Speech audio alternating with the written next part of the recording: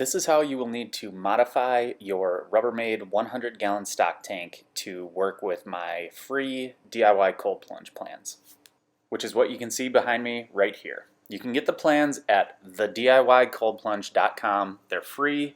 Lots of people have built this so far and they've had a lot of success with it, so check it out. The mission at this point in the process is to get rid of these tabs. That way the tub can fit flush and slip out nice and easy. We'll need to cut 4 tabs total, and luckily there's a little line that we can use as a guide.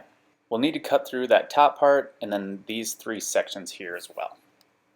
I struggled through using 3 different types of saws for this. This first one was far too flimsy. I struggled for longer than I care to admit and eventually ended up just breaking the saw altogether. So if you have one of these, don't use it.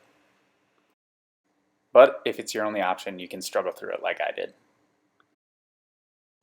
Next up is the Sawzall. This was probably my second best option. It kind of, does the work for you, but you have to be careful not to cut through. And like I said, it'll get the job done, but my go-to for this, my recommendation would be just to use a regular old handsaw.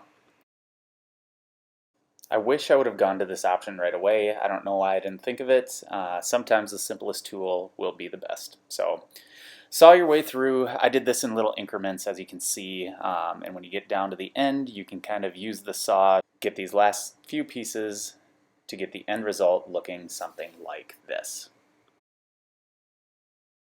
From here, flip it around, take one last look at everything, make sure that there's not any other bits that you can saw off, because it will be much easier to take care of it with the saw than it will the sander, which is the next step.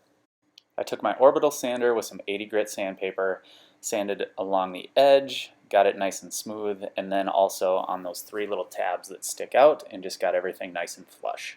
The end result should go from looking like this to looking like this. And then you're basically ready to go. So there you have it. My name's Joe. Again, we've got free plans over at the DIYcoldplunge.com. You can build an enclosure just like this. It's fully insulated. I now have it hooked up to a chiller, ozone generator, everything that you would ever want in a cold plunge. I'm here to help you get this done DIY style.